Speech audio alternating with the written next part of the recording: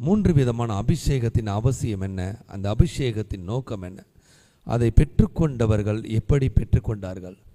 நாமும் கூட அபிஷேகிக்கப்பட்டிருக்க வேண்டும். நாம் ஒவ்வொருவருக்கும் அந்த அபிஷேகம் மிகவும் அவசியமானது. அந்த அபிஷேகத்தை ஒருவேளை நாம் இதுவரைக்கும் பெற்றுக்கொள்ளாமல் இருந்தால் இன்றைக்கு பெற்றுக்கொள்ள வேண்டும் என்று வாஞ்சியுங்கள். என்றால் கேட்கிற எவனுக்கும் கொடுக்கப்படும். அந்த அபிஷேகம் இல்லாமல் ஒருவனும் தேவனுடைய பிள்ளையாய் பூமியிலே அவருக்குரியதை செய்ய முடியாது. அப்படிப்பட்ட அபிஷேகம் சில நேரங்களிலே நம்மை தேடி வரும், சில நேரங்களில் நாம் தேடி போக வேண்டிய அவசியம் இருக்கும். அப்படியாகவே அபிஷேகம் என்பது நம்மேலே உள்ள தேவ திட்டம். அது அந்நிய பாஷை அபிஷேகம் இல்லை, உங்களுக்குரிய வாழ்வியல் அபிஷேகம். உங்கள் மேலே இருக்கக்கூடிய தேவ திட்டத்தை தான் அந்த அபிஷேகத்தை குறித்து இப்பொழுது நாம் காண்போம்.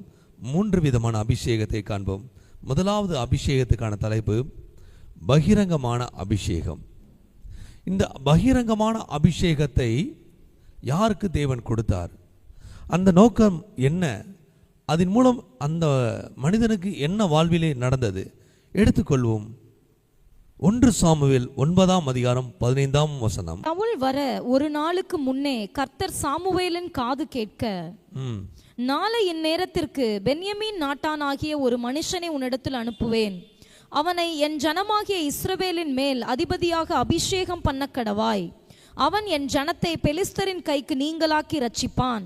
என் ஜனத்தின் முறையிடுதல் என்னிடத்தில் வந்து எட்டினபடியினால் நான் அவர்களை கடாட்சித்தேன் என்று வெளிப்படுத்தி இருந்தார். ஆமென். ஆண்டவராகிய கர்த்தர் தம்முடைய ஜனத்தை ரட்சிப்பதற்காக ஒரு ராஜாவை ஏற்படுத்துகிற ஒரு அனுபவம் தான். முதல் ராஜாவாகிய சவுலை அபிஷேகம் பண்ணும்படி சாமுவேலுக்கு தேவன் கட்டளை கொடுக்கிறார். இந்த அபிஷேகம் சவுலுக்கு தெரியாது, சாமுவேலுக்கு கர்த்தர் வெளிப்படுத்துகிற அபிஷேகம். அந்த ஒட்டுமொத்த ஜனங்களுக்கும் ஒரு ராஜாவாக ஒரு சவுலை தேவன் தேர்ந்தெடுக்க விரும்புகிறார். அப்படிப்பட்ட ஒரு நிலையை நாம் இங்கே பார்க்கிறோம் வேத வசனத்தின் மூலமாக. தொடர்ந்து வாசிப்போம். சாமுவேல் சவுலை கண்டபோது 10:1. அப்பொழுது சாமுவேல் தைல குப்பியை எடுத்து அவன் தலையின் மேல் வார்த்து அவனை முத்தம் செய்து, கர்த்தர் உன்னை தம்முடைய சுதந்திரத்தின் மேல் தலைவனாக அபிஷேகம் பண்ணினார் அல்லவா. ஆமென். இங்கே சவுலை சாமுவேலுக்கு தேவன் வெளிப்படுத்தின உடனே தேவன் அதை செய்ய வேண்டும் என்று அவருக்கு கட்டளை கொடுத்தது நிமித்தமாக சகல ஜனங்களுக்கும், இஸ்ரவேலின் சமஸ்த ஜனங்களுக்குமான ஒரு ராஜாவாக சவுல் சாமுவேல் மூலமாக அபிஷேகம் பண்ணப்படுகிறார். ஒரு தைல குப்பியிலே அந்த அபிஷேக தைலத்தை எடுத்து அதை சவுல் மேலே ஊற்றி அங்கே சவுலுக்கு ராஜ அபிஷேகத்தை சாமுவேல் பண்ணுகிறார். முத்தம் கொடுத்து அதை விருப்பத்தோடு கர்த்தர் கொடுத்த காரியம் என்பதை சந்தோஷத்தோடு செய்கிற ஒரு அனுபவத்தை பார்க்கிறோம். அதன் பின்பாக நம்ம தொடர்ந்து பார்க்க முடியும். சவுல் சமஸ்த இஸ்ரவேலுக்கும் ராஜாவாக பிரதிஷ்டை பண்ணப்படுகிறார். ஆக எல்லா ஜனங்களுக்கு முன்பாக பகிரங்கமான ஒரு அபிஷேகத்தை பார்க்கிறோம். இன்றைக்கு நம்முடைய வாழ்விலும் கூட தேவன் நமக்கு ஒரு பகிரங்கமான அபிஷேகத்தை கொடுப்பதற்கு ஆயத்தம் உள்ளவராக இருக்கிறார். அந்த அபிஷேகத்திற்கு சில தகுதிகள் உண்டு. தொடர்ந்து வாசிங்க. நீ இன்றைக்கு என்னை விட்டு போகிற போது பென்யமீன் எல்லையாகிய செல்சாகில் ராகேலின் கல்லறை அண்டையிலே 2 மனுஷரை காண்பாய். அவர்கள் உன்னை பார்த்து, நீ தேட போன கழுதைகள் அகப்பட்டது, இதோ உன் தகப்பன் கழுதைகளின் மேல் இருந்த கவலையை விட்டு உங்களுக்காக விசாரப்பட்டு என் மகனுக்காக என்ன செய்வேன் என்கிறான் என்று சொல்லுவார்கள். ஆமென். சவுல் அந்த தேசம் முழுவதும் சுற்றி திரிகிற ஒரு அனுபவத்தை பார்க்கிறோம். எதற்காக? அவன் தன் தகப்பனுடைய கழுதைகளை காணவில்லை என்று அந்த கழுதைகளை தேட போகிற ஒரு அனுபவம். அப்படி தேடி கொண்டிருக்கும் போதுதான் சாமுவேலை சவுல் சந்திக்க ஒரு சூழ்நிலை உண்டாகிறது. அப்படியாக இந்த பகிரங்க அபிஷேகத்திற்கு ஒரு 3 விதமான தகுதிகளை ஆண்டவர் வெளிப்படுத்துகிறார். முதலாவது, அது தகப்பனுடைய கழுதை. அந்த கழுதையை காணும்படியாக கண்டுபிடிக்கும்படியாக சவுலே, ஒரு எஜமானாகிய சவுலே அதை தேடி போகிறான். அங்கே வேலைக்காரன் சவுலோடு கூட இருக்கிறார். சில நேரங்களில் நம்ம பார்க்குறோம், ஒரு தகப்பனுடைய வார்த்தைக்கு கீழ்ப்படுகிற அனுபவத்தை நாம் லேசாக எண்ணிக்கொள்கிறோம். ஆண்டவர் ஒரு பகிரங்கமான அபிஷேகத்திற்கு முதலாவது தகுதியாக எடுத்துக்கொள்கிறது சவுலிடத்தில் இருக்கக்கூடிய தகப்பனுக்கு கீழ்ப்படுகிற அனுபவம். தகப்பன் சொல்லுகிறார், தன் கழுதை, தன்னுடைய மந்தையில் இருந்த ஒரு கழுதை தொலைந்து போனது, அதை கண்டுபிடிக்கும்படியாக சவுலுக்கு சொன்னபோது சவுல் ஏதோ ஒரு வேலைக்காரரை அனுப்பவில்லை, சவுல் எஜமானாக இருந்த போதும் அதை தேடுவதற்கு போகிறார். அப்படியாக முதலாவது தகுதியாக ஆண்டவர் அங்கு சவுலுக்கு கொடுக்கப்படுகிறது தகப்பனுடைய வார்த்தைக்கு கீழ்ப்படுகிற ஒரு அனுபவம். எப்பொழுது நாம பகிரங்கமான எல்லாராலும் காணப்படக்கூடிய ஒரு அபிஷேகம் வேணும்னு நினைக்கிறோமோ அதற்கு நம் தகப்பனுடைய சத்தத்துக்கு கீழ்ப்படுகிறவர்களாக இருக்க வேண்டும். இரண்டாவது காரியமாக அங்கே பார்க்கிற விஷயம், அந்த கீழ்ப்படிதலோடு மாத்திரம் இல்லாம அவன் தேவனுடைய பிள்ளையாய் உண்மையுள்ளவனாய் காணப்படுகிறான். எப்படி என்று பார்த்தோம்னா, அந்த கழுதையை தேடும்போது ஒரு நாள் அல்ல, 2 நாள் அல்ல, 3 நாள் அளவும் அதை தேடிக்கொண்டிருக்கிறான். இன்றைக்கி நம்ம ஏதாவது ஒரு பொருளை ஒரு இடத்துல தொலைச்சிட்டோம்னா எவ்வளோ நேரம் தேடுவோம்? ஒரு குறிப்பிட்ட நேரம். ஒரு 100 ரூபாய் ஒரு இடத்துல தொலைச்சிட்டோம் அப்படின்னா ஒரு 1 மணி நேரம் 2 மணி நேரம், இன்னும் ஒரு நாள் முழு கூட தேடுவோம். ஆனால் தொடர்ந்து தேட மாட்டான். அவன் தகப்பனுடைய சத்தத்துக்கு கீழ்ப்படுத்தபடினாலே, அவன் உண்மை இல்லவனாய் காணப்பட்டபடினாலே, தன் வேலைக்காரர் வசமாக அதை ஒப்படைத்து விடாமல் தானே அதை தேடி கண்டுபிடிக்கும் அளவும் அதில் உண்மை இல்லவனாக செயல்பட்டான். இரண்டாவது தகுதியாக சவுலிடத்தில் தேவன் பார்த்தது, அவன் தகப்பனுக்கு கீழ்ப்படிந்து உண்மையுள்ளவனாய் இருந்தான். மூன்றாவது காரியம், அந்த கழுதை, இந்த வசனத்தில் பார்க்கிறோம் 10வது 2வது வசனம் 3வது வசனத்தில் அந்த கழுதை அகப்பட்டது. அவன் உண்மையுள்ளவனாய் மாத்திரமல்ல, தன் தகப்பன் தனக்கு கொடுத்த பொறுப்பை முடிக்கும் வரைக்கும் அதில் பின்வாங்காதவனாய் இருக்கிறான். நாம் இயேசு கிறிஸ்துவை குறித்து பார்க்கிறோம், பிதாவின் சித்தத்தை செய்வதே ஒரே போஜனமாய் இருக்கிறது, அதை அல்லாமல் வேறு ஒன்றை செய்வதில்லை என்று இயேசு கிறிஸ்து தம்மை ஒவ்வொரு முறை வெளிப்படுத்துகிறார். இப்படியாகவே ஒரு பகிரங்கமான அபிஷேகம் நமக்கு கிடைக்க வேண்டும் என்றால் சில தகுதிகளை தேவன் நம்மிடத்தில் எதிர்பார்க்கிறார். அவங்களுக்கு கிடைக்குது, இவங்களுக்கு கிடைக்குது, ஏன் எனக்கு மட்டும் கிடைக்கலன்னு சொல்லி வெளியரங்கமாய் நாம் பார்க்கிற பார்வைகள் உண்டு. ஆனால் அதற்கு அநேக விலைக்கிரயங்கள் உண்டு. ஒவ்வொரு மனிதனும் அவனை உயர்த்தப்படுவதற்கு ஒரு நோக்கம் உண்டு. இன்றைக்கு பார்க்குற ஒரு அன்புக்குரிய சகோதரன் சகோதரிகள் 2 பேர் இருக்கிறாங்க. அதில் சகோதரி உயர்த்தப்படுறாங்க, சகோதரன் உயர்த்தப்படலை. உடனே சகோதரன் வேதனைப்படுறாரு, ஒரு 2 பேர் ஒரே தாயோட வயிற்றில் பிறந்தோம், நீ மட்டும் நல்லா இருக்கு, நான் மட்டும் கஷ்டப்படுறேன். அங்கே விலைக்கிரயங்களை கர்த்தர் பார்க்கிறார். அவர்கள் தேவனுக்கு முன்பாக தன்னை உண்மையாய் செயல்படுத்துகிற அநேக காரியங்கள் அதற்கு உயர்வுக்கான காரணமாக இருக்கலாம். இதை நாம் சிந்திக்காமல் மேலோட்டமாக ஒருவருடைய உயர்வை பார்த்து நாம் அவரை உயர்வை என்ன செய்ய குற்றப்படுத்தி பேசுவது தவறு. இப்படியாக சவுல் தன் தகப்பனுடைய சத்தத்தை கேட்கிறவனாய் மாத்திரமில்ல, கீழ்ப்படுகிறவனாய் இருந்தான். வேலைக்காரங்களை அனுப்புங்கப்பா, நான் போக மாட்டேன்பா சொல்லலையே, சவுலே போகிறார் வேலைக்காரரோடு. இரண்டாவது, அதை தேடுவதில் ஒரு உண்மை தன்மை. மூன்றாவது, அந்த வசனத்தை 3வது வசனம் சொல்லுது, அந்த வசனம் திருப்பி வாசிங்க. நீ அவ்விடத்தை விட்டு அப்புறம் கடந்து போய், நீ அவ்விடத்தில் விட்டு அப்புறம் கடந்து போய் தாபோரில் உள்ள சமபூமியில் சேரும்போது தேவனை பணியும்படி பெத்தேலுக்கு போகிற 3 மனுஷர் அங்கே உன்னை கண்டு சந்திப்பார்கள். ஒருவன் 3 ஆட்டுக்குட்டிகளையும் இன்னொருவன் 3 அப்பங்களையும். இல்லம்மா, அந்த வசனம் 2வது வசனம் 3வது வசனம். நீ இன்றைக்கு என்னை விட்டு போகிற போது பென்யமீன் எல்லையாகிய செல்சாகில் ராகேலின் கல்லறை அண்டையிலே 2 மனுஷரை காண்பாய். அவர்கள் உன்னை பார்த்து, நீ தேட போன கழுதைகள் அகப்பட்டது. நீங்க உண்மையா ஒரு விஷயத்தை செஞ்சீங்கன்னா கர்த்தர் என்ன செய்வார்? அதுக்கு உதவி செய்வார். நிறைய நேரங்களில் நம்ம எப்படி செய்யணும்னா, ஒரு காரியத்தை கடமைக்கு என்ன போய் கழுது தர சொல்றாரு, நான் ஒரு ராஜா வீட்டு பிள்ளை, 1000 வேலைக்காரர் இருக்கிற, ஒரு 10 வேலைக்காரன் போடுதுனே, நான் போய் கழுதி தர்றது இல்லை. அவனுடைய உண்மையை கர்த்தர் பார்த்தார். உங்கள் வாழ்விலே அநேக காரியத்தை நீங்கள் பெற்றுக்கொள்ள வேண்டும் என்றால் முதலாவது கீழ்ப்படிதலில் இருக்கணும், 2வது உண்மையாக இருக்கணும். இந்த 2 ஒரு மனுஷனுக்குள்ள இருந்தால் கர்த்தர் நீங்கள் விரும்பினதை உங்களுக்கு தருவார். ஹல்லேலூயா. கரங்களை தட்டி கர்த்தர் நினைத்ததுவோ. தேவன் அப்படியாகவே சவுலுக்குள்ள இந்த பகிரங்க அபிஷேகத்திற்கு சில தகுதிகளை அவர் எதிர்பார்த்தார். அதை தேவன் கிடைக்க பண்ணினார். இப்போதான் ராஜாவை அபிஷேகம் பண்ணியாச்சுல சவுலு, இனி எதுக்கு கழுதுன்னு சொல்லி அங்கே என்ன செய்யல, கழுதையை குறித்து கவலைப்படாமல்ல, தன் தகப்பன் சொன்னதை நிறைவேற்ற வேண்டும் என்று அவன் இருதயத்தில் இருந்ததை கர்த்தர் அறிந்தபடினாலே அபிஷேகம் பண்ணப்பட்ட சவுலுக்கு சாமுவேல் மூலமா ஒரு வார்த்தை வருது, இன்றைக்கு கழுதை அகப்படும். ஆமென். எப்படிப்பட்ட காரியம்! நமக்கெல்லாம் ஒரு உயர்வு கிடைச்சிருச்சுங்களேன், அதுக்கு முன்னாடி இந்த வேலை அப்படி விட்டுருவோம். அப்படியெல்லாம் அல்ல. தேவன் நாம் எந்த நிலைமையில் இருந்தாலும் நாம் கொடுக்கப்பட்ட பொறுப்பை நிறைவேற்றி முடிக்க வேண்டும் என்று தேவன் விரும்புகிறார். அதைத்தான் தேவன் சவுலிடத்தில் பார்த்தார். அந்த 3 தகுதிகள் நிமித்தமாக சவுலுக்கு ஒரு அபிஷேகம் கிடைத்தது. அது பகிரங்கமான அபிஷேகம். அந்த அபிஷேகம் சமஸ்த இஸ்ரவேலுக்கும் சவுலை ராஜாவாக மாற்றினது. உடனே ராஜாவா மாறி அபிஷேகம் பண்ணினதுனால உடனே ராஜாவா போக முடியாது, அதற்கு சில நாட்கள் எடுக்கும். அந்த பகிரங்க அபிஷேகத்துடைய வெளிப்பாடு என்னவென்றால், அவன் அதை பெற்றுக்கொள்ள வேண்டும் என்றால் சில காரியத்தை அவன் செய்து முடிக்க வேண்டும். வாசிங்க 1 சாமுவேல் 10ஆம் அதிகாரம் 27ஆம் வசனம் வாசிங்க. 26, 27. சவுலும் கிபியாவில் இருக்கிற தன் வீட்டுக்கு போனான். ராணுவத்தில் தேவன் எவர்கள் மனதை ஏவினாரோ அவர்களும் அவனோட கூட போனார்கள். ஆனாலும் பேலியாளின் மக்கள் இவனா நம்மை ரட்சிக்க போகிறவன் என்று சொல்லி அவனுக்கு காணிக்கை கொண்டு வராமல் அவனை அசட்டை பண்ணினார்கள். அவனோ காது கேளாதவன் போல் இருந்தான். இங்கே எல்லாராலும் பகிரங்கமா அறிவிக்கப்பட்ட போதும் ஒரு சிலர் என்ன செய்யல, சவுல ராஜாவை ஏற்றுக்கொள்ளல. ஏன்னா ஏற்றுக்கொள்ளனா சவுல் இன்னும் தன்னை நிரூபிக்க வேண்டிய அவசியம் இருக்கிறது.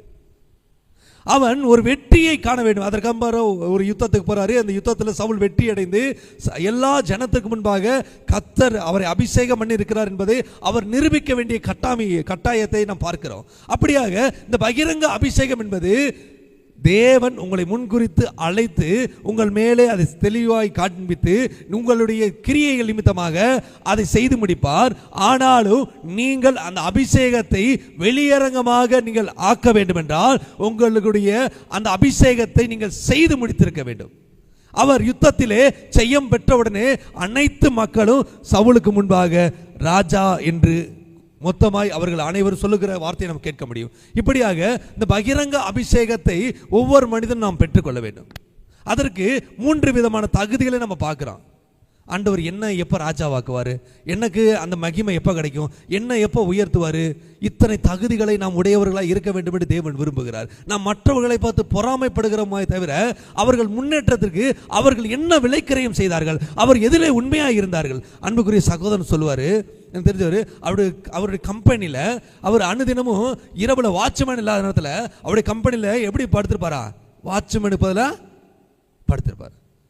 அவங்க நினைச்சா இன்னொரு வாட்ச்மேனை போட்டுட்டு வேலைக்கு போகலாம். அந்த நேரம் வரைக்கும் கிடைக்கலன்ற போது ஒரு எஜமான் என்று தன்னை பார்க்காதபடி அந்த நிறுவனத்திலே இரவு முழுவதும் படுத்திருந்து அநேக நாட்கள் அநேக மாதங்கள் கூட நினைக்கிறேன் இருந்து அந்த பொறுப்பை செய்யும் போது தகப்பன் ஒரு நாள் அந்த சகோதரனுக்கு அந்த பிள்ளைக்கு ஒரு நிறுவனத்தை ஏற்படுத்த அனுமதி கொடுக்கிறார். நான் விசுவாசிக்கிறேன் தகப்படல்ல கர்த்தர் அதை அனுமதி கொடுத்தார்.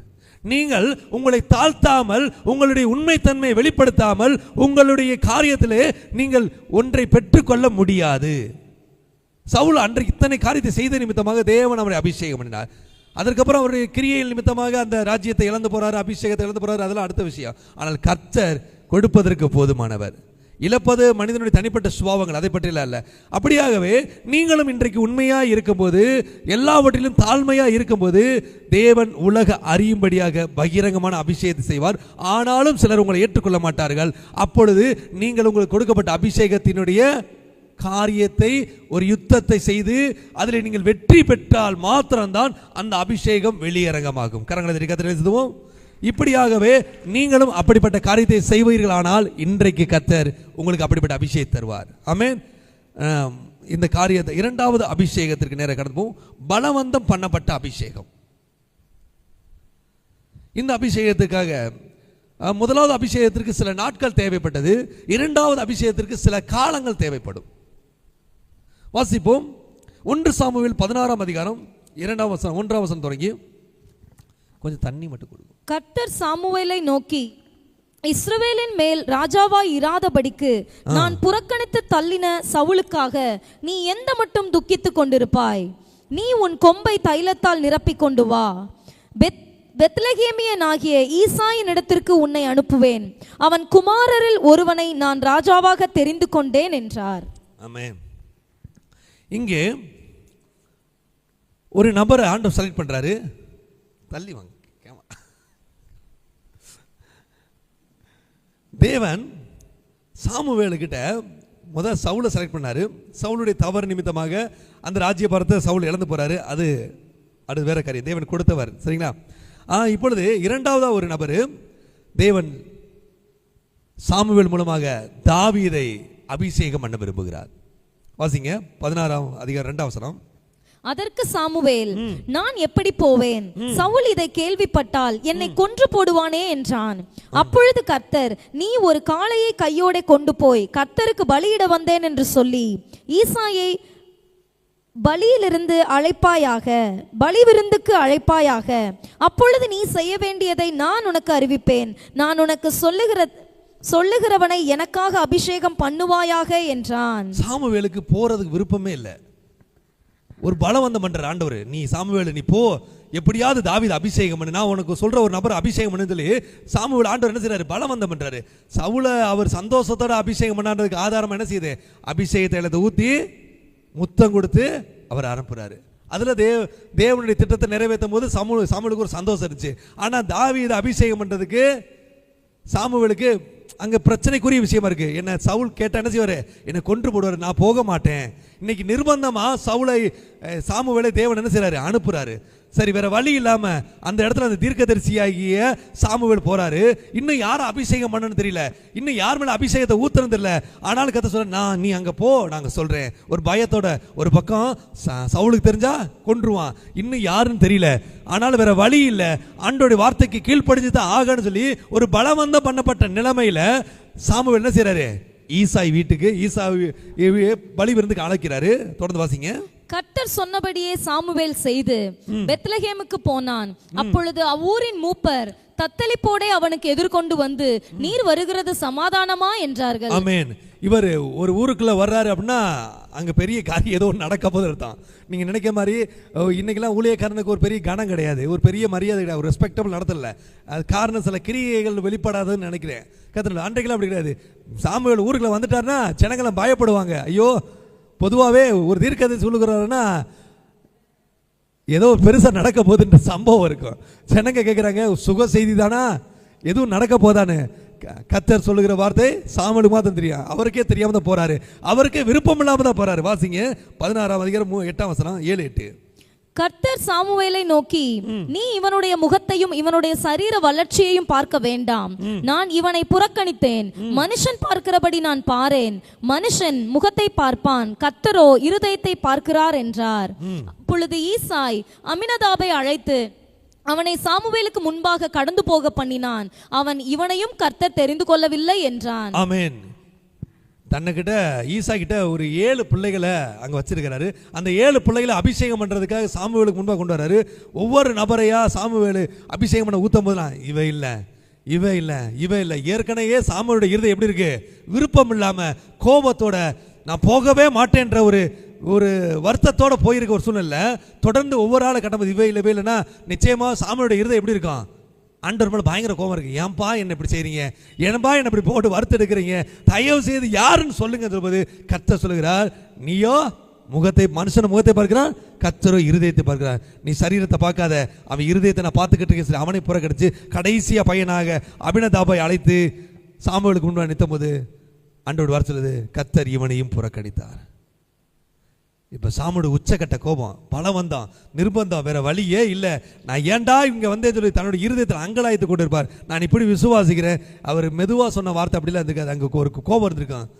வேற யாருமே உனக்கு பிள்ளை இல்லையா, இவ்வளவுதானா, கர்த்தர் அனுப்பிச்சிட்டாரே சொல்லி நம்ம உரைநடையில் வாசிக்கிற மாதிரி இருக்காது நிச்சயமா. ஏன்னா தீர்க்கதரிசிகள்லாம் எப்படின்னா பயங்கர கோபமா தன்னை வெளிப்படுத்துவாங்க. நீங்க பாத்தீங்கன்னா அதுக்கு ஆதாரமா எலியா கிட்ட வரங்களை பெற்ற எலிசா யோர்தானை கடந்து வந்த பிறகு ஒரு காரியத்தை நம்ம பார்க்க முடியும்.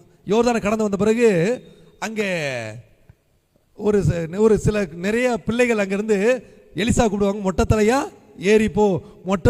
ஏறி போவாங்க. உடனே எலிசா ரொம்ப அன்பா என்ன செய்வாரு, போங்கப்பான்னு சொல்லல. உடனே அவர் தன்னுக்குள்ள இருந்த அந்த கோபத்தை வெளிப்படுத்தும் போது அங்கே கரடி காட்டுக்குள்ள அந்த பிள்ளைகளை பீறி போட்டதுன்னு நம்ம பார்க்கிறோம். ஏன்னா தீர்க்கதரிசிகள்லாம் அவங்களுக்குள்ள சில காரியத்தை யாராவது தடை பண்ணாங்கன்னா அது கோபத்தை வெளிப்படுத்த ஆரம்பிச்சிருவாங்க. அந்த அளவு தான் சுபாவத்தை தேவன் அவர் வைத்திருந்தார்.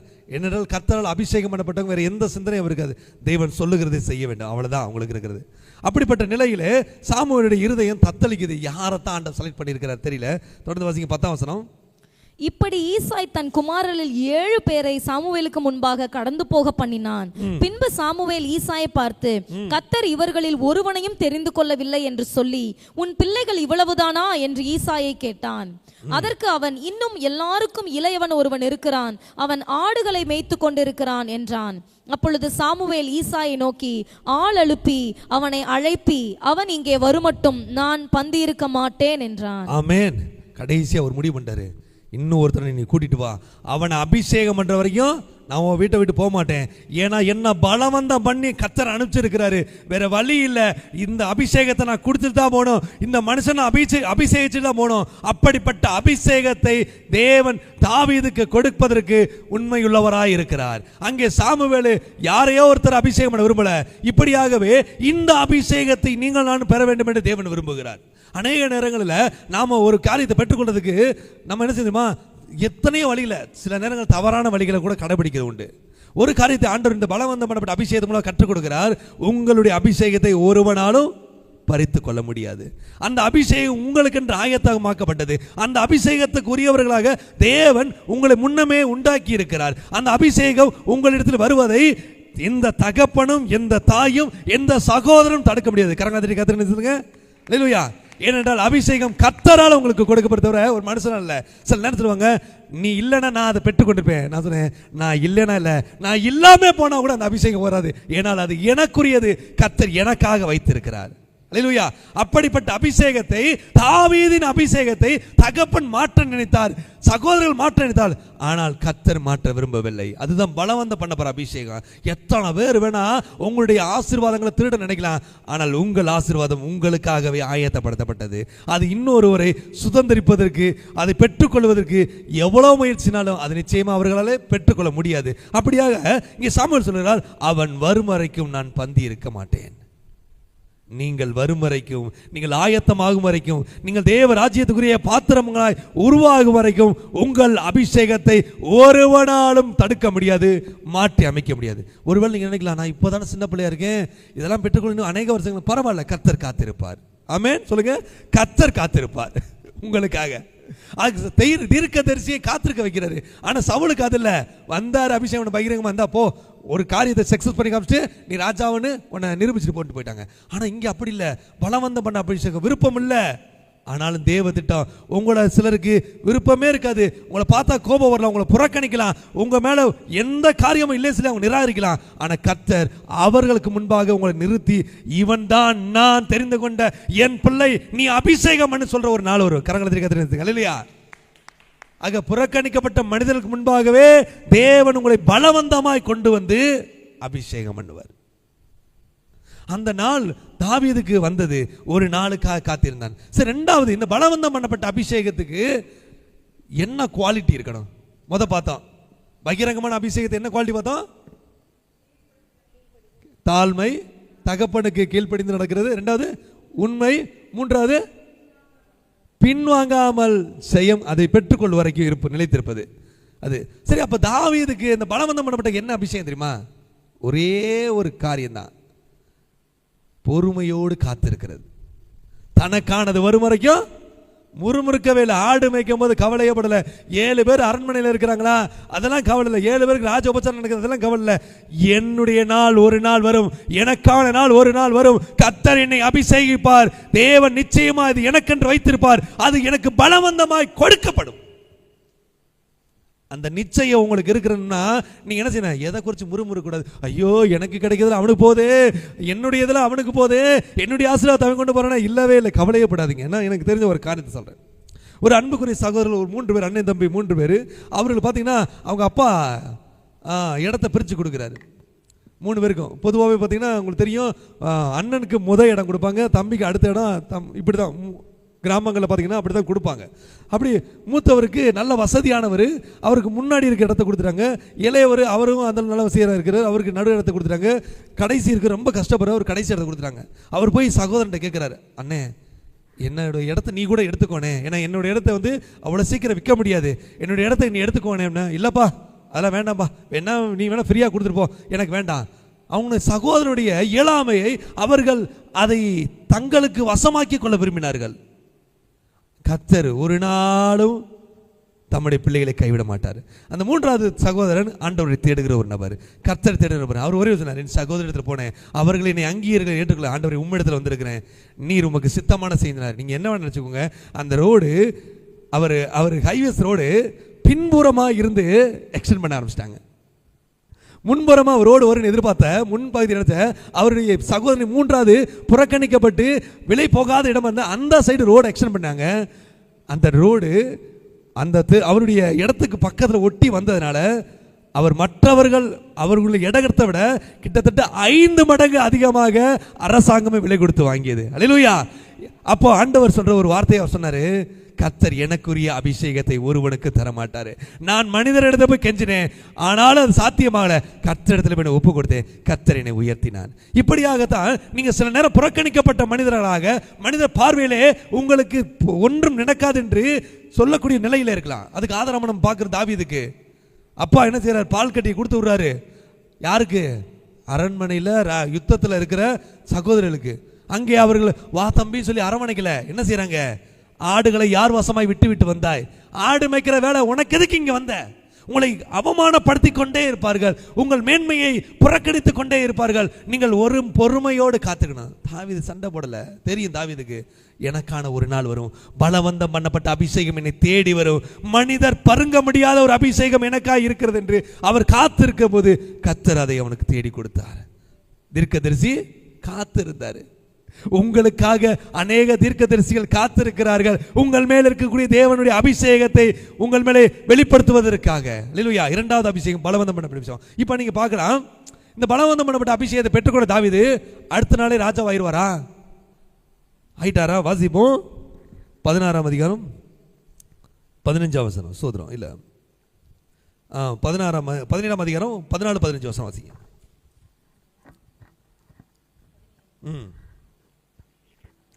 தாவீது எல்லாருக்கும் இளையவன், மூத்தவர்களாகிய அந்த 3 பேரும் சவுலோட கூட போயிருந்தார்கள். தாவீது சவுலை விட்டு திரும்பி போய் பெத்லகேமில் இருக்கிற தன் தகப்பனுடைய ஆடுகளை மேய்த்து கொண்டிருந்தான். பாருங்க, சவுல புறக்கணிச்சு தாவீதை செலக்ட் பண்ணி சாமுவேல் அபிஷேகம் பண்ணி இருக்கிற யார் முன்னாடி? தகப்பன் முன்னாடி, சகோதரர் முன்னாடி, எல்லாருக்கும் முன்னாடி பகிரங்க பலவந்தம் பண்ணப்பட்ட அபிஷேகத்தை ஊட்டி இருக்கிறாங்க. இப்ப திரும்பவும் இவருக்கு என்ன வேலை கொடுத்துட்டாங்க? போதும் போதும், அபிஷேகம் பண்ண நீ ராஜா ஆயிருவியா, போய் திருப்பி என்ன செய்ய? ஆடு மேய். அவர் எந்த தகுதியினால அந்த பலவந்தம் பண்ணப்பட்ட அபிஷேகத்தை பெற்றுக்கொண்டாரு? பொறுமையோடு காத்திருந்தாரு. நீங்க உடனே திரும்பவும் அபிஷேகம் பண்ணப்பட்ட பிறகும் நீங்க திரும்ப என்ன செய்யணும்? திரும்பவும் பொறுமையோடு காத்திருக்கணும். ஏனென்றால் இந்த அபிஷேகம் உங்கள் தலைமுறைகளுக்கு போகிறது. ஆமென். அப்படியாக நீங்கள் பெற்றுக்கொள்ள வேண்டும் என்றால், நீங்கள் அபிஷேகத்தை பெற்றுக்கொண்ட பிறகும் அபிஷேகத்தை உடையவர்களாக இருந்த போதும் நீங்கள் இன்னும் அது பூரணப்படும் வரைக்கும் பொறுமையோடு காத்திருக்க வேண்டும். அப்படி காத்திருக்கும் போது அது தலைமுறை தலைமுறையாய் உங்களோடு கடந்து போகும். ஒரு தாவீதோட அபிஷேகம் இன்றைய வரைக்கும் அந்த கிரியைகள் நடந்து கொண்டு இருக்கிறது. ஆகையால் இரண்டாவது அபிஷேகத்துக்கு நம்மளோட குவாலிட்டி என்னது? பொறுமையோட காத்திருக்கணும். எப்ப? அபிஷேகம் பெறு வரைக்கும். அபிஷேகம் பெற்ற வரைக்கும், பெற்ற பிறகு பொறுமையோட திரும்ப ஆடுமைக்கு தான் விடுவாங்க. ஒன்றும் கவலைப்படாதீங்க. நான் நேற்று காலையில் நீங்கள் டிகிரி வாங்கிட்டு டாக்டர் பட்டம் வாங்கியிருப்பீங்க, மறுநாள் வீட்டோட பார்க்க விடுவாங்க. இன்னைக்கு தான் டாக்டர் பட்டம் வாங்கிட்டு பொறுமையா இருங்க. கர்த்தர் ஒருவனை உயர்த்தினால் ஒரு மனிதனால தாழ்த்த முடியாது. ஆமென். அப்ப தேவன் உயர்த்தனா. அதனால தான் ஆபிரகாம் சொல்றாரு, மனுஷன் என்னை உயர்த்தினான் நான் சொல்லாதபடிக்கு வானத்தையும் பூமியை உண்டாக்கின கர்த்தரை நோக்கி என் கண்களையும் கரங்களையும் உயர்த்துகிறேன். கரங்களை தட்டுங்க. அல்லேலூயா. அப்போ உங்களை உயர்த்தினது யாரோ ஒருத்தர் உயர்த்தக்கூடாது, கர்த்தர் உயர்த்தணும். அப்போ அதுக்கு என்ன வேணும்? ரொம்ப பொறுமை வேணும், நிதானம் வேணும். அல்லேலூயா. கர்த்தர் நல்லவர். ஆகையால் நீங்கள் நினைக்கிற ஒரு விஷயத்தை புரிஞ்சுக்கோங்க, அபிஷேகம் கிடைச்ச உடனே நீங்கள் மறுநாளே ராஜாவாக முடியாது. அநேக காரியங்கள் பார்த்தா. ஆனால் அதை தாண்டி ஒரு கிரியைகள் இருக்கு. மூன்றாவது ஒரு அபிஷேகம், ரகசியமாய் பண்ணப்பட்ட அபிஷேகம். இங்கே தான் ரொம்ப ஒரு சுவாரஸ்யமான விஷயத்தை பார்க்குறோம். அல்லேலூயா. எடுத்துக்கொள்வோம் ஒரு 2 ராஜாக்கள் 9ஆம் அதிகாரம் 1ஆம் வசனம் தொடங்கி. இந்த அபிஷேகம் உடனடியாக செயல்பட தொடங்கும். ரகசியமாய் பண்ணப்பட்ட அபிஷேகம். அப்பொழுது தீர்க்கதரிசியாகிய எலிசா தீர்க்கதரிசிகளின் புத்திரரில் ஒருவனை அழைத்து, நீ இடை கட்டி கொண்டு இந்த தைல குப்பியை உன் கையில் எடுத்துக்கொண்டு கீலேயாத்தில் உள்ள ராமோத்திற்கு போ. நீ அங்கே சேர்ந்தபோது நிம்சியின் மகனான யோசபாத்தின் குமாரன் யெகூ எங்கே இருக்கிறான் என்று பார்த்து அங்கே உட்பிரவேசித்து அவனை தன் சகோதரரின் நடுவிலிருந்து எழுந்திருக்க பண்ணி அவனை உள்ளான ஒரு அறையிலே அழைத்து கொண்டு போய் தைல குப்பியை எடுத்து அவன் தலையின் மேல் வார்த்து, உன்னை இஸ்ரவேலின் மேல் ராஜாவாக அபிஷேகம் பண்ணினேன் என்று கர்த்தர் சொல்லுகிறார் என்று சொல்லி கதவை திறந்து தாமதியாமல் ஓடிப்போ என்றான். எப்படிப்பட்ட காரியம் பாருங்க. அந்த அபிஷேகம் காத்திருந்து, முதல் அபிஷேகம் காத்திருந்து, சவுல் வர ஒரு நாளைக்கு முன்னாடி ஆண்டவர் சொல்லி சாமுவேல் ஆயத்தமாகி அந்த அபிஷேகத்தை ஊற்றி கேட்ட கிரியெல்லாம் செஞ்சு பகிரங்கம் பண்ணினார். அதுக்கு ஒரு சில நாள் ஆச்சு, பரவாயில்ல. இன்னொரு அபிஷேகம், எந்த இடத்துல அவமானப்படுத்தப்பட்டாரோ அதே மனிதனுக்கு முன்பாக, சகோதரர் முன்பாக, தகப்பன் முன்பாக கூப்பிட்டு வச்சு அபிஷேகம் பண்ணி அதை பகிரங்கம் பண்ணிட்டு பலவந்தம் பண்ணிட்டு போயிட்டாரு. மூன்றாவது பாருங்க, ஒரு அபிஷேகம், எலிசா வரல, இந்த தீர்க்கதரிசிக்கு பேரே தெரியல, யாரோ ஒரு தீர்க்கதரிசி. எப்படிப்பட்ட அபிஷேகம்? கூப்பிடணும், ரூமுக்குள்ள போய் தனி அறையில் யாருக்கும் தெரியாம அபிஷேகத்தை ஊத்திட்டு என்ன செய்யணுமா, கதவை திறந்து குடுன்னு ஓடி போயிடணுமா. திடீர்னு ஒரு நாள் உங்கள்கிட்ட ஒரு தீர்க்கதரிசி கர்த்தர் உன்னை அபிஷேகிக்கிறான்னு சொல்லி ஒரு அபிஷேகத்தை ஊத்திட்டான்னு வச்சுக்கோங்களேன், நீங்க போய் மறுநாள் போய் நான் அபிஷேகம் பெற்றுக்கொண்டேன்னு சொன்னீங்க, யாரும் அனுப்புவாங்களா? நீயே பைத்தியக்காரன் பேசுவ, ஏதோ ஒரு பைத்தியக்காரன் சொன்னதை பற்றி பேசுகிற, சும்மா. அப்படிப்பட்ட அபிஷேகம் தான் இது. பேர் என்னது? ரகசியமாய் பண்ணப்பட்ட அபிஷேகம். அந்த தீர்க்கதரிசி என்ன சொல்லலாம், வெளியில வந்து சாமுவேல் சொன்ன மாதிரி இவரை கர்த்தர் ராஜா அபிஷேகம் பண்ணிக்க சொல்லலாம்ல. அதனால கட்டளை என்ன தெரியுமா, அபிஷேகம் பண்ணிட்டு கதவை திறந்து ஓடி போயிரு, கர்த்தர் நல்லவர். இப்படிப்பட்ட அபிஷேகத்தை உடையவர்களால் நீங்கள் இருப்பீர்களானால் நீங்கள் பாக்கியவான்கள். ஆமென். நிறைய நேரங்களில் இந்த அபிஷேகம் அநேகருக்கு உண்டு. பகிரங்கமான அபிஷேகம் கிடச்சிருக்காரு, பலவந்தம் பண்ண அபிஷேகம் இருக்காரு, ஆனால் ரகசியமாக கூப்பிட்டு வச்சு உன்னை கர்த்தர் ஒரு பெரிய நோக்கத்தை வச்சிருக்காரு. பாஸ்டர் என்கிட்ட சொல்றீங்க, அது பக்கத்துல அதெல்லாம் கிடையாது, ஓன் நம்ம சொல்லுவோம். இதனால என்ன இல்லை, ஒரு பிரயோஜனமும் இல்லைன்ற மாதிரி தான் இருக்கும். ஆனால் இது விலையேறப்பட்டது. கரங்களை கர்த்தர் நினைச்சதுங்க. அல்லேலூயா. அந்த காரியத்தை இங்கே யெகூ மூலம் நம்ம பார்ப்போம். சரிங்களா? எதற்காக இதை சொன்ன உடனே யெகூவோட இருதயம் என்ன இருக்கும், எப்பா நான் எங்கே இருந்தார், அவர் சகோதர மத்தியில் தான் இருக்கிறாரு. எங்கேயாவது ஆடு மேய்ச்சர் கூட்டு வச்சு சகோதர மத்தியில் செய்கிறாரு. இவர் எங்கே இருக்கிறார், இவரே ஒரு கூட்டத்து மத்தியில் தான் இருக்கிறாரு. அப்போ அந்த இடத்துல செஞ்சால் கூட ஒரு மரியாதையாக இருக்கும். இல்லை தனியாக தான் கூட்டிகிட்டு போவேன். அநேகருக்கு கர்த்தருடைய நாமத்தினாலே அடியனாகிய நானும் கூட இப்படி ஒரு அபிஷேகத்தை கொடுத்துருக்குறேன். அவங்க சொல்லுவாங்க, பாஸ்டர் நீங்கள் தனியாக சொல்கிறீங்க, யாரும் நம்ப மாட்டாங்க, என்னது அது நிறைவேறும்போது நம்புவாங்க, அது வரைக்கும் அமைதியார். அல்லேலூயா. வாசிங்க 2 ராஜாக்கள் 9ஆம் அதிகாரம் 5ஆம் வசனம். அவன் உட்பிரவேசித்த போது சேனாபதிகள் அங்கே உட்கார்ந்திருந்தார்கள். அப்பொழுது அவன், சேனாபதியே, உமக்கு சொல்ல வேண்டிய ஒரு வார்த்தை உண்டு என்றான். அதற்கு யெகூ, எங்கள் எல்லாருக்குள்ளும் யாருக்கு என்று கேட்டதற்கு அவன், சேனாதிபதியாகிய உமக்குத்தான் என்றான். ஆமென். ஆல்ரெடி யெகூ என்னவா இருக்கிறாரு, கழுதையை தேட போனவர் இல்ல, ஆட மேய்ச்சவர் இல்ல, அரசவையில் சேனாதிபதினா படைத்தலைவன். சரிங்களா? கிட்டத்தட்ட ஒரு உயர்ந்த பதவியில் தான் இருக்கிறாரு. அப்படிப்பட்ட நபருக்கு எப்படிப்பட்ட அபிஷேகம்? ரகசியமா. உங்கள்கிட்ட காதல மட்டும் சொல்றேன், என்னங்க சேனாதிபதி தானங்க, ஒரு மேன்மையான இடத்துல இருக்கிறாரு. அப்படிப்பட்ட நபர் கிடைச்சது. அப்ப தனியா உங்கள்கிட்ட தான் பேசுறேன், வாங்க அவர் இது இருக்கு எல்லாருக்கும் முன்னாடி சொல்லுங்க. இல்ல உங்களை தனி அறையில கூட்டி போய் நான் வாசிக்க தொடர்ந்து. அவன் எழுந்து அறை வீட்டிற்குள் பிரவேசித்தான். அவன் அந்த தைலத்தை அவன் தலையின் மேல் வார்த்து அவனை நோக்கி, இஸ்ரவேலின் தேவனாகிய கர்த்தர் சொல்லுகிறது என்னவென்றால், உன்னை கர்த்தருடைய ஜனமாகிய இஸ்ரவேலின் மேல் ராஜாவாக அபிஷேகம் பண்ணினேன். நான் என் ஊழியக்காரர். அப்படி இப்ப அறைக்குள்ள கூட்டு போய் என்ன செஞ்சாரு, அபிஷேகம் பண்ணிட்டாரு. இப்ப இவர் சந்தோஷப்படுறதா வருத்தப்படுறதா? ஏன்னா அடுத்து ப்ரொமோஷன் கொடுக்கல, என்னவாகிறாரு, சமஸ்த இஸ்ரவேலுக்கு ராஜாவாகிற அபிஷேகம். நல்லா தெரிஞ்சுங்க, சவுல் ராஜாவாகும் போது ராஜா இல்லை. சரிங்களா? தாவீது ராஜாவாகும் போது கர்த்தர் சவுலை புறக்கணிச்சிட்டார்னு தெல்ல தெளிவா தெரியுது. இங்க யெகூ ராஜாவாகும் போது ஆல்ரெடி அங்க ராஜாக்கள் இருக்காங்க, ராஜாக்களோட குமாரர்கள் இருக்காங்க, அடுத்தடுத்து எல்லாமே ஆளுறதுக்கு எல்லாமே இருக்கிறாங்க. இந்த நிலைமையில ரகசியமா வேற அபிஷேகம், வாய்ப்பே இருக்காது. சில அபிஷேகத்தை பார்த்தீங்களேன் நம்பவே முடியாது, ஏற்றுக்கொள்ளவே முடியாது. அப்படிப்பட்ட அபிஷேகத்துக்கு பேர் தான் ரகசிய அபிஷேகம். நாளைக்கு இந்த ஏரியாவில் நீ தான் கவுன்சிலர், அது எலெக்ஷனுக்கு எனக்கு சம்மந்தம் இல்லை, நானும் அது போனது இல்லை, அதெல்லாம் கிடையாது. கர்த்தர் ஒன்று தான் முன்குறிச்சிருக்கிறாரு. அப்படின்னா நீங்கள் என்ன செய்யணும், நம்பித்தான், வேற வழி இல்லை. அதுதான் ரகசிய அபிஷேகம். திடீர்னு ஒரு நாள் எத்தனையோ வருஷத்துக்கு முன்னாடி உங்களுடைய இடம் ஏதோ ஒன்று இருக்கும், உங்கள் அப்பா இந்த இடத்த எனக்கு கொடுத்துட்டு போயிருந்தாரு, இந்தாங்க சொல்லி. எங்கள் அப்பாவா? அவர் யாருக்குமே உதவி செய்ய மாட்டாரு. இல்லைங்க, ஒரு நாள் எனக்கு உதவி செஞ்சாரு, அந்த உதவியின் பலனா உங்களுக்கு கொடுக்குறேன். பார்த்தீங்கன்னா அது கணக்கெல்லாம் இருக்கும். நான் அப்படியே டிவியில் ஒரு நிகழ்ச்சியில் பார்த்தேன், ஒரு நபர் சின்ன வயசில் அவங்க ஸ்கூலுக்கு போகும்போது ஒரு பெட்டி கடையில் மிட்டாய் வாங்கி சாப்பிடுவாராம். அந்த மிட்டாய் கடை வாங்கி சாப்பிடும்போது அந்த கடையில் கிட்டத்தட்ட அன்னைக்கு நிலைமையிலுங்க ஒரு 15 ரூபாயே நம்ம கடன் வச்சுட்டு போயிட்டாராம் அந்த கடைக்கு. அவர் போயிட்டு ஏதோ ஒரு பெரிய ஒரு நாட்டில் ஒரு உயர்ந்த பதவியில் அவர் இருக்கிறாரு. அநேக வருஷங்கள் அவருடைய இருதயத்தில் ஒரு தோணல், நம்ம ஒருத்தருக்கு யாருக்காக கடமைட்டு பார்த்தோம்னா, சின்ன பிள்ளையில ஸ்கூலுக்கு போகும்போது ஒரு நபருக்கு 15 கடமைட்டு இருக்கோம் அப்படின்னு நேராக அவரை பார்க்கணும் வந்தாரா. திரும்பவும் அதே மாதிரி அந்த நபர் அதே கடை தான் வச்சிருந்தாரா, மாறவே இல்லையா. அவர் வந்து பார்த்து, அண்ணே என்னை ஞாபகம் இருக்கணே, யார் தம்பி நீ? அண்ணே நான் குட்டி பிள்ளையா இருக்கும் ஸ்கூலுக்கு போகும்போது உங்கள் கடையில் தானே இந்த 15 ரூபாய்க்கு கடை வச்சுருப்பேன். அப்படியே தம்பி, நல்லா இருக்கே தம்பி, நல்லா இருக்கணே. அண்ணா இன்னும் இப்படி தான் இருக்கீங்கண்ணே அப்படின்னா, இல்லைப்பா நான் நல்லா இருக்கேன் அப்படின்னாரா.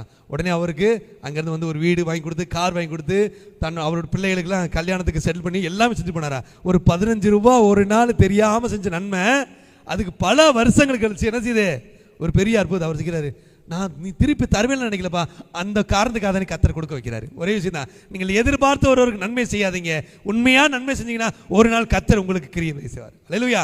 இவர் கொடுத்த நமக்கு என்ன கிடைக்கும், அங்கேயே உங்கள் பலன் முடிந்து விட்டது. ஆமென். நான் கர்த்தருக்காக கொடுக்குறேன்னு சொல்லி நம்பிக்கை கொடுத்தோம்னா தேவன் அதுக்கான பலனை ஒரு நாள் நிச்சயம் தருவார். அப்படியாகவே இந்த யெகூவோட வாழ்க்கையில் உள்ள கூட்டு பண்ணிட்ட பிறகு இத்தனை பேர் இருக்கிறாங்க, இது எப்படி நம்ம நம்புறது? சரி, ஓகே, அபிஷேகம் பண்ணிட்டாங்க. சரி, அபிஷேகம் பண்ணவராக இருந்தால் கூட பரவாயில்ல. அவர் என்ன செய்யறாரு, அது வாசிங்க 9:10. யேசபேலை இஸ்ரவேலின் நிலத்திலே நாய்கள் தின்றுவிடும், அவளை அடக்கம் பண்ணுகிறவன் இல்லை என்கிறார் என்று சொல்லி கதவை திறந்து ஓடி போனான். கதவை திறந்து ஓடி போயிட்டாரு. ஐயா, என்கிட்ட சொன்னதை கொஞ்சம் தயவு செய்து என் நண்பர்கிட்ட சொல்லுங்க, சிநேகிட்ட சொல்லுங்க. சொல்றது கூட வாய்ப்பு கொடுக்க என்ன செய்றாரு, ஓடி போயிட்டாரு. பேரு தெரியாது, ஆளும் கிடையாது. இப்படிப்பட்ட அபிஷேகத்தை அநேகர் பெற்றுக்கொண்டு இருக்கிறோம், இன்றைக்கும் பெற்றுக்கொண்டு இருக்கிறோம். ஆனாலும் அதற்கு தேவன் ஒரு தகுதி எதிர்பார்க்கிறார். இந்த அபிஷேகம் செயல்படுறதுக்கு ஒரு தகுதி எதிர்பார்க்கிறாரு. சரிங்களா? இந்த அபிஷேகம் செயல்படுறதுக்கு என்ன வேணுமா, ஒரு தகுதி வேணும். அது ரொம்ப ஆச்சரியமான தகுதி. வாசிப்போம் தொடர்ந்து. யெகூ தன் ஆண்டவனுடைய ஊழியக்காரன் இடத்திற்கு திரும்பி வந்தபோது, அறையிலிருந்து வெளியில வர்றார் யெகூ. அவர்கள் அவனை நோக்கி, சுக செய்தியா? எப்படி கேக்குறாங்க? தீர்க்கதரிசி வந்தாலும் என்ன இருக்கணும், சுக செய்தியா? சாம்பலாங்க போன என்ன கேட்டாங்க, சுக செய்தியா? அந்த பைத்தியக்காரன் உன்னிடத்தில் வந்தது என்ன என்று ரகசியமா பண்ணப்பட்ட அபிஷேகம் பண்றவருக்கு பேர் என்னவா? திடீர்னு உங்களை வந்து நீங்க தான் இந்த ஏரியாவில் பெரிய கோடீஸ்வரியா இருந்ததுன்னா எங்களை பைத்தியக்காரன் தான் சொல்லுவாங்க. உங்க குடும்பம் இனிமேல் ரொம்ப செழிப்பா வாழ போகுதுன்னா எங்களை பைத்தியக்காரன் சொல்லுவாங்க. ஆக நம்ப முடியாத காரியத்தை சொல்ற தீர்க்கதரிசிக்கு பேர் என்னவா? பைத்தியக்காரன். அல்லேலூயா. எங்க ஏரியாவில் சில நேரங்கள் நம்ம சொல்றது உண்டு, என்ன பாஸ்டர் இப்படி பிளஸ் பண்றாரு, ஏதாவது ஆயிருமான்னு. அதுக்கு தான் இந்த ஊழியக்காரனுக்கு பேர் பைத்தியக்காரன். ஆமென். வாசிங்க. அதற்கு அவன், அந்த மனுஷனையும் அவன் சொன்ன காரியத்தையும் நீங்கள் அறிவீர்கள் என்றான். அதற்கு அவர்கள், அது போய் அதை எங்களுக்கு சொல்லும் என்றார்கள். ஆமென். என்ன ரெண்டாவது காரியம் பாருங்க, அவன் பேர் என்னவா? அந்த ஊழியக்காரன் பேரு பைத்தியக்காரன். அடுத்து சொல்றாங்க, அவன் சொல்றதெல்லாம் பொய். நல்லா தெரிஞ்சு, இந்த ரகசியமா பண்ணப்பட்ட அபிஷேகம் இருக்குல்ல, அதை போய் நீங்க உங்களுக்கு தெரிஞ்சவங்கள்ட்ட உங்க உறவினர் சொன்னீங்கன்னா ஃபர்ஸ்ட் என்ன சொல்லுவேன், ஏதாவது பைத்தியக்காரன் ஏதாவது சொல்லியிருக்காது, அதை போய் நம்பிக்கிட்டு இருக்க. ரெண்டாவது என்ன சொல்லுமா, ஒருவேளை நீங்க அதை இன்னும் ஸ்ட்ராங்கா சொன்னீங்கன்னா, அது பொய் தான்பா, அதெல்லாம் நடக்கவே நடக்காதுப்பா. நம்ம யோசேப்போட நாட்களில் பார்க்குறோம். யோசேப்பு தரிசனம் பார்த்து என்ன செய்யறாரு, தன் சகோதரர் போய் சொல்றாரு. உடனே என்ன செய்யறாங்க, சகோதரர்லாம் பகைக்கிறாங்க. சரி, அதோட விட்டாரா, நேரா ஒரு நாள் தரிசனம் பார்த்து அப்பாட்ட போய் சொல்றாரு. அப்பா, தரிசனத்தை காண்கிறவர் கோத்திரங்களின் பிதா, அங்க யாக்கோபால அதை ஏற்றுக்கொள்ள முடியல. நல்லா புரிஞ்சுங்க. அப்ப சில ரகசியமான அபிஷேகங்கள் உங்கள் வாழ்வில் நிறைவேற வேண்டும் என்றால் அந்த அபிஷேகங்களை தடுத்து நிறுத்துவதற்கு ஒரு பொல்லாத கிரியை செய்வான். என்ன செய்வான், நீ பெற்றுக்கொண்டது அபிஷேகமே இல்லை, உனக்கு அதுக்கு தகுதியே இல்லை. ரெண்டாவது, அது எல்லாமே பொய். அதை நம்பிட்டு உலக பரவசம் இருக்கிறத விட்டுட்டு பறக்கிறத நினைச்சு கனவு காணாத, போய் அகலக்கால வச்சு மாட்டிக்கிறாத, தேவையில்லாம அவர் சொன்னார் இவர் சொன்னார் சொல்லிட்டு ஏதாவது செஞ்சு ஒண்ணுமெல்லாம் போயிடாத, அப்புறம் தெருவில் நின்றுவ. இப்படி பொல்லாத என்ன செய்வானா, உங்க மேல இருக்கக்கூடிய அபிஷேகத்தை ஒன்றுமில்லாமல் ஆக்கும்படி உங்கள் இருதயத்தை கலங்க பண்ணுவான். யாருடைய இருதயத்தில் இப்படிப்பட்ட வார்த்தை வந்திருக்கு? ஆமென். தேவன் பெரியவர். இப்படியாகவே யெகூ சொன்ன உடனே அங்க முன்னாடி இருந்தவங்க அப்படியாப்பான்னு கேட்கல, அவன் இருதயத்தை கலங்க பண்றாங்க. வாசிங்க அந்த வசனம் திருப்பி. அதற்கு அவர்கள், அது பொய், அதை எங்களுக்கு சொல்லும் என்றார்கள். அப்பொழுது அவன், நான் உன்னை இஸ்ரவேலின் மேல் ராஜாவாக அபிஷேகம் பண்ணினேன் என்று கர்த்தர் உரைக்கிறார் என்று இன்ன பிரகாரமாக என்னிடத்தில் சொன்னான் என்றான். ஆமென். ஆனால் யெகூவுடைய இருதயம் கலங்கல, கவலைப்படல. என்னை அபிஷேகித்தவர் கர்த்தர் என்பதிலே அவன் நிலைத்திருந்தான். அந்த அபிஷேகம் உண்மை என்பதை அவன் நம்பினான். உங்களுக்கு மேல இருக்கக்கூடிய அபிஷேகத்தை யார் வேணா தப்பா நினைக்கலாம், நீங்க நினைக்காதீங்க. உங்களை தேவன் உங்க மேல இருக்கக்கூடிய தேவ திட்டத்தை வெளிப்படுத்தினார்னா அதை உண்மையா விசுவாசிங்க. சுத்தி இருக்கிறவங்க யாருமே ஏத்துக்கலன்றதுக்காக நீங்க பின்வாங்காதீங்க. அதெல்லாம் நம்ப முடியுமாப்பா, அதெல்லாம் சாத்தியமாக பின்வாங்காதீங்க. ஆனால் யெகூ பின் வாங்கவில்லை. வாசிங்க. அப்பொழுது அவர்கள் தீவிரமாய் அவரவர் தங்கள் வஸ்திரங்களை படிகளின் உயரத்தில் அவன் கீழே விரித்து எக்காலம் ஊதி யெகூ ராஜாவானான் என்றார்கள். கரங்களை தட்டி கர்த்தரை நேசிங்க. உங்கள் விசுவாசத்திலே நீங்கள் நிலைத்திருப்பீர்களானால் உங்கள் அபிஷேகத்தை ஒருவராலும் மாற்ற முடியாது. யெகூவோட இருதயத்தை கலைக்க பைத்தியக்காரன் சொன்னாங்க, பொய்ன்னு சொன்னாங்க.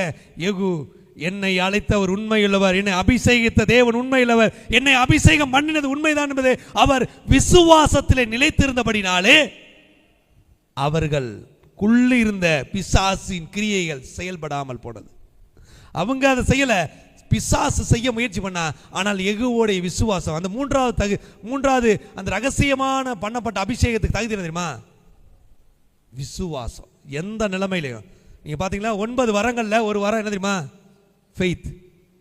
எந்த நிலைமையில விசுவாசம் நிலைச்சிருக்கணும்.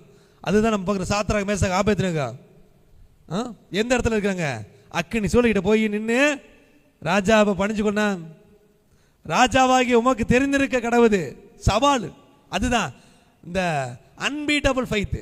ஒருவரால் உங்கள் இருதயத்திலிருந்து எடுத்து போட முடியாத விசுவாசம். அந்த விசுவாசத்தினால தான் நீங்கள் உங்கள் அபிஷேகத்தை உறுதி செய்ய முடியும்.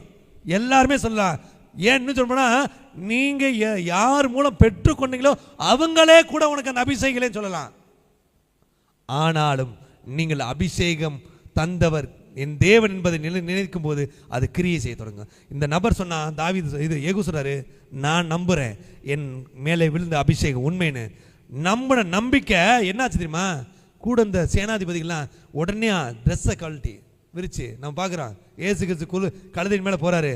அவர்கள் தங்கள் வஸ்திரங்களை விரித்து ராஜா வருகிறார், ராஜா வருக சொன்னாங்களா?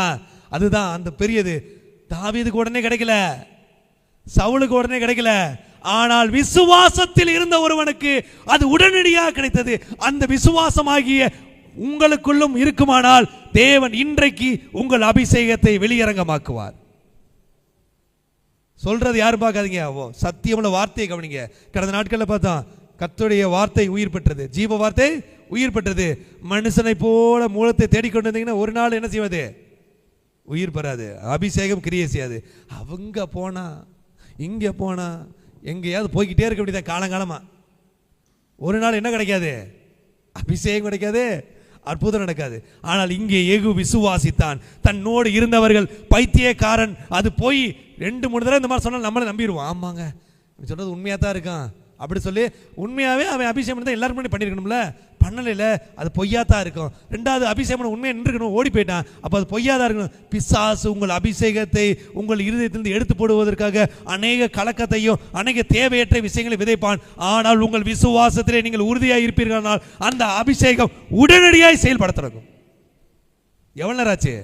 ஒரு நாள் ஆச்சா? சவுல் நிரூபிக்க வேண்டியது இருந்துச்சு. எதை? ஒரு யுத்தத்தில் ஜெயிச்சு நான் அபிஷேகம் பெற்றவன் என்பதை நிரூபிக்க வேண்டியிருந்துச்சு. தாவீது காத்திருக்க வேண்டியிருந்துச்சு. யெகூ விசுவாசிச்சா போதும் அபிஷேகம் செயல்பட தொடங்கும். அல்லேலூயா. இன்றைக்கு நீங்களும் அதை விசுவாசிக்க வேண்டும் என்று கர்த்தர் விரும்புகிறார். அவன் விசுவாசித்தான். கர்த்தர் அவனை ராஜாவாக எல்லோருக்கும் முன்பாக எக்காலம் ஊதி எல்லோரும் ஏற்றுக்கொள்ளும்படியாக அவன் செயல்பட தொடங்கினான். யுத்தம் நடக்க ஆரம்பித்தது. கர்த்தர் யெகூவை ராஜாவாக்கினார். அல்லேலூயா. அப்போ 3 காரியம், எவ்வளோ ஆச்சரியமான காரியம் பாருங்களேன். இந்த காரியத்தை நீங்கள் ஒரு வேத வார்த்தையை இங்கே வந்து உங்களுக்கு முன்னாடி சொல்லும்போது ஏதோ ஒரு 10 நிமிஷத்துக்கு 5 நிமிஷம் கிடையாது. அதுக்காக நாட்கள் கணக்கில் தேவசமத்தை காத்திருது. போன வாரம் திங்கக்கிழமை இதுக்காக ஆரம்பிச்சது. 6 நாள் காத்திருந்து இந்த வார்த்தை எடுத்து உங்களுக்காக கொடுக்குறோம். ஏனென்றால் இது கர்த்தரால் தருகிற வார்த்தை. இந்த வார்த்தையை நீங்கள் கனம் பண்ணும்போது நீங்கள் கனம் பண்ணப்படுவீர்கள். இந்த வார்த்தைக்குள்ள இருக்கக்கூடிய தேவ திட்டத்தை நீங்கள் உணரும் போது அந்த கிரியைகள் உங்களுக்குள்ள செயல்பட ஆரம்பிக்கும். கர்த்தர் சொல்கிறார், இந்த 3 விதமான அபிஷேகத்தையும் நாம் நம் வாழ்விலே பெற்றுக் கொண்டிருக்கிறோமா, இல்லை எந்த விதமான அபிஷேகத்தை உடையவர்களாக நாம் இருக்கிறோம் என்பது நாம் அறிந்து கொள்ளும்போது அவைகள் நமக்குள்ளே கிரியை செய்ய தொடங்கும். இன்னைக்கு நீங்க எல்லாம் எந்த அபிஷேகத்தை பெற விரும்புறீங்க? ரகசியமாய் பண்ணப்பட்ட அபிஷேகம். உண்மையாவே அதை தேவன் நமக்கு தருவதற்கு போதுமானவர் இருக்கிறார். அதற்கு பெரிய தகுதி என்னது? விசுவாசம். விசுவாசிக்கிறீங்களா? விசுவாசிக்க சொல்லுங்க. நான் விசுவாசிக்கிறேன். என் மேலே ஒரு பைத்தியக்காரனான ஒரு தீர்க்கதரிசி அபிஷேகம் பண்ணி இருக்கிறான். அவன் சொன்னது பொய் என்று உலகம் சொல்லலாம், ஆனால் என் மேலே அபிஷேகம் பண்ணினவர் கர்த்தர். அதை நிச்சயம் நான் விசுவாசிக்க சொல்லும்போது கர்த்தர் இன்றைக்கு அதை செயல்பட தொடங்குவார். ஆனால் நான் விசுவாசிக்கிறேன் 3 அபிஷேகமும் உங்களுக்குள் செயல்பட வேண்டும். பகிரங்கமான அபிஷேகம் வேணும், பலவந்தம் பண்ணப்பட்ட அபிஷேகம் வேணும், ரகசியமான அபிஷேகம் வேணும். ஏனென்றால் 3 அபிஷேகத்துக்கு அடையாளம் இருந்துமா? பிதா, குமாரன், பரிசுத்த ஆவி. பிதாவானவர் எதை எதிர்பார்ப்பார் தெரியுமா? கிரியை எதிர்பார்ப்பார். இயேசு கிறிஸ்து தன்னுடைய வேலையை செய்து முடிப்பதே பிதாவுக்கு பிதாவு தனக்கு தந்த போஜன்றாரு. அப்ப பிதாவை என்ன நினைப்பாரு? கிரியை செய்வதுதான் பிதாவுக்கு விருப்பம். சவுல் என்ன செஞ்சாரு? யுத்தத்தை செஞ்சு தன்னுடைய அபிஷேகத்தை ப்ரூவ் பண்ணாரு. அதான் பிதாவின் அபிஷேகம். 2வது அபிஷேகத்தை பார்த்தோம், பொறுமையா காத்திருக்கிறது. இயேசு கிறிஸ்து தன்னை பொறுமையுள்ளவராய் வெளிப்படுத்தினார். சிலுவையிலும் அடிக்கப்படும் ஆட்டுக்குடி போல மௌனமா இருந்தாரு, பொறுமையா இருந்தாரா? 2வது அபிஷேகம் இயேசு கிறிஸ்துவை வெளிப்படுத்தும். 3வது அபிஷேகம் பரிசுத்த ஆவியானவர் செயல்படுறது. விசுவாசம் இருந்தா செயல்படுறதுங்க. பரிசுத்த ஆவியானுடைய அபிஷேகம் உங்களை கிறிஸ்துக்குள்ள ஞானஸ்தானம் கொடுக்கும்போது எப்படி ஞானஸ்தானம் கொடுக்குறாங்க? பிதா, குமாரன், பரிசுத்த ஆவியினாலே நீங்கள் ஞானஸ்தானம் பெறுகிறீர்கள். இப்படியாக 3 அபிஷேகம், பிதாவின் அபிஷேகம், குமாரனின் அபிஷேகம், பரிசுத்த ஆவியான ஒரு அபிஷேகத்தை நீங்கள் பெற்றுக்கொள்ள வேண்டும் என்று தேவன் விரும்புகிறார். கரங்களை தட்டி கர்த்தரை நினைத்துங்க. அல்லேலூயா. 3 அபிஷேகமும் உங்களுக்காய் ஆயத்தமாய் இருக்கிறதுக்கு. அதற்கு முதலாவது கிரியை செய்ய தொடங்குங்கள், 2வது பொறுமையோடு காத்திருங்கள், 3வது விசுவாசத்தில் நிலைத்திருங்கள். கர்த்தர் அந்த அபிஷேகத்தை இன்றைக்கு தருவார்.